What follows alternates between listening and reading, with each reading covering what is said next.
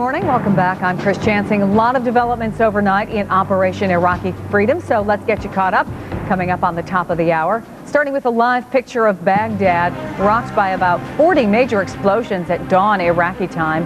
Reports of heavy casualties in a market area north of the city. Pope John Paul making a fresh appeal for peace this morning. The Pope says his heart is oppressed by news of battles. Speaking to thousands at the Vatican, the Pope asked Catholics around the world to continue praying for peace.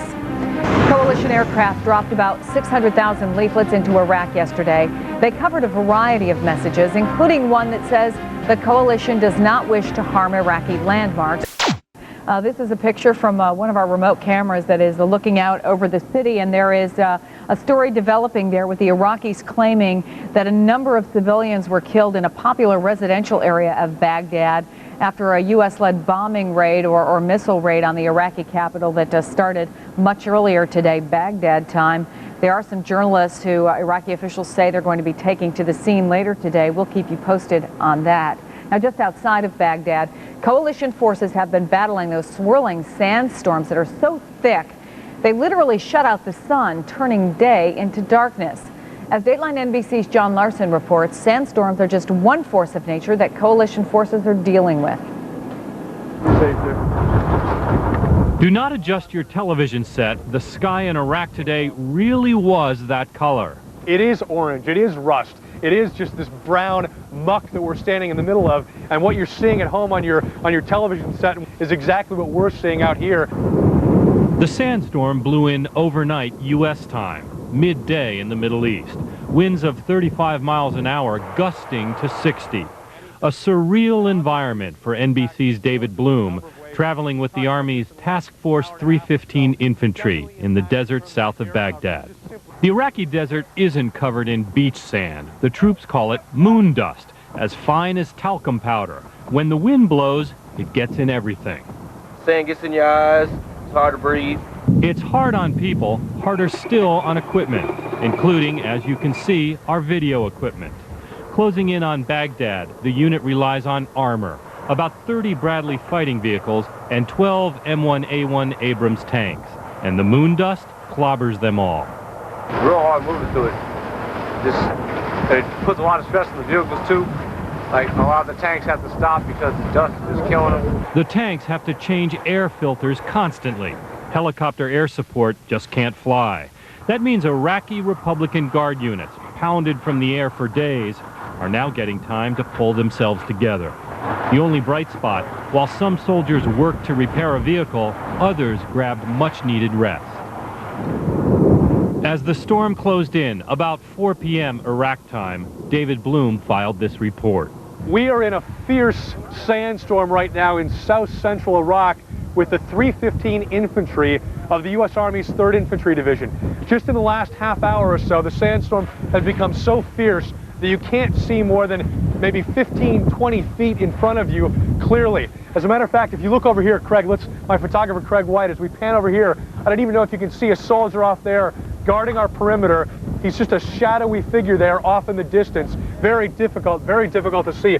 I want to walk over here and show you the work that's going on, because these sandstorms impact these forces in a number of ways. First of all, they can't have the combat aircraft above them if they were to do an attack, because the Apache attack helicopters simply cannot fly in this kind of weather. Also, it takes such a toll on the equipment. These mechanics have been working for hours now trying to repair this Bradley engine. It's for this vehicle right over here. I'm going to have Craig pan over. That's a Bradley fighting vehicle which carries the 8 or 9 infantrymen that are used in the attacks.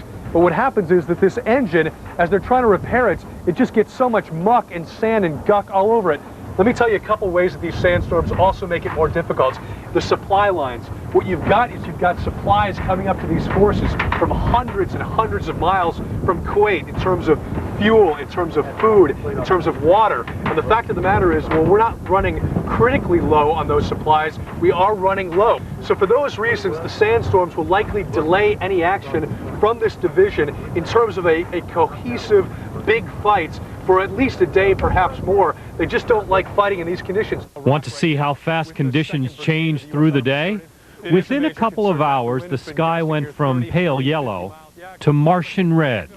Then the blowing sand got so thick, the sun itself was blotted out, dark as midnight. But basically, it's about 4:30 in the afternoon here, and I'm going to break another one of these chem lights so that you can get a little bit better view of us. The sun doesn't set here for another hour to hour and a half, and yet you can't see 3 feet in front of you because the sand is just whipping and so fierce.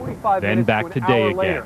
It's about 5 minutes after 5 o'clock in the late afternoon, and it's actually much brighter out now than it was, say, 45 minutes to an hour ago. We had a brief rainstorm and lightning storm, and that cleared things out just a little bit. The weather's expected to improve tomorrow. Critically important for troops waiting for more water, fuel, and ammunition to catch up with them as they march toward the battle for Baghdad. And that is one of our Dateline correspondents with a look at just how crazy the weather has been.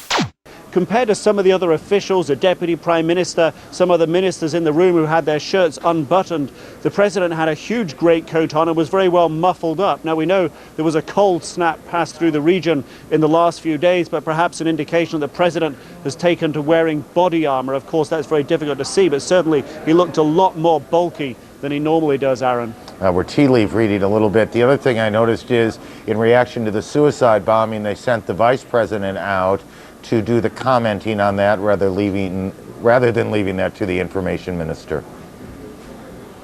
Indeed, Taha Yassin Ramadan, the Vice President, typically has the harshest and strongest rhetoric of all of Iraq's ministers, and he certainly wasn't holding anything back today. He talked about the suicide mission, praising the officers, saying that this was only the beginning. They come out, they get supplies, they want vegetables, fruit, water, this and that. And they say also they want respite from the bombing, but mostly they're seeking shelter. Many of them are bringing their families out to towns that are secured further south.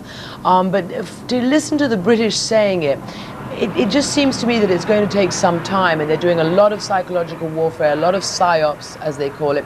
Their message today is freedom from fear. They're trying to de-link the people from the fear they have of the Ba'ath Party by showing the people, by targeting Ba'ath Party headquarters and so-called Saddam Fedayeen headquarters, militias, that's what they want to do. They're targeting them, and they're trying to break them from the people. Yeah, the British military also, just to underline another point, they say they have experience on these matters all over the world. This is just motorcycles behind us, by the way, nothing to fear here. That they have experience all over the world in trying to win. It's already overused, it's already tired, but the hearts and minds of the Iraqi people. But I think the ultimate question is there any way they can point right now to progress in that effort? Well, we asked them, they said absolutely. I mean, look at what's happened over the south. Qasr, yes, it took longer than we expected, but we've got it. Zubair, yes, it took longer than we thought, but we've got it. And now we're seeing a lot of waving, a lot of smiles. So you're talking about a tiny fraction. It was reversed in Afghanistan. We were relying on thousands and thousands of Northern Alliance troops. Just a couple of hundred people with laser-guided pinpointing devices to sort of show the planes where to drop the bombs. So it's just a radically different war plan. I think we can use some of these Iraqi exiles, some of the INC people, but I think we probably want to get control of the situation a little bit more before we start bringing in a lot of outsiders and really add to the confusion on the battlefield. We have been talking about the situation in Basra. What you see right now on the other side of your screen are flares apparently being launched by coalition forces to light up that city. It is nighttime now over Iraq's second largest city, population around 1.5 million. Not clear what the purpose is for these illumination flares, but we have been discussing that issue and also our other top story of the hour. Just about 10 minutes from now, Iraqi state TV has announced that they will be broadcasting a live address from Iraqi President Saddam Hussein. Lots of questions about this. Let's go right now to a terrorism expert, Neil Livingston, apparently edited, but also making some references to things that would seem odd for him to make reference to once the conflict began. For example, praising a certain unit of his military that had largely surrendered, and also, as our correspondent Major Garrett pointed out, not mentioning some of Iraq's few successes in this war, not mentioning the downed Predator drone, not mentioning things like that. What are the signs that viewers should be looking for to figure out whether or not this really is Saddam Hussein live and not just a tape from before this whole conflict began? Well, Patty, this is a little like a hostage situation where you make the hostage give some proof of life. He holds up a newspaper that has a particular date on it and that you can authenticate the time. Saddam's going to have to address recent events in this speech that he's going to give, and he's going to have to be very specific about that to give us some sense that he's aware of very recent events.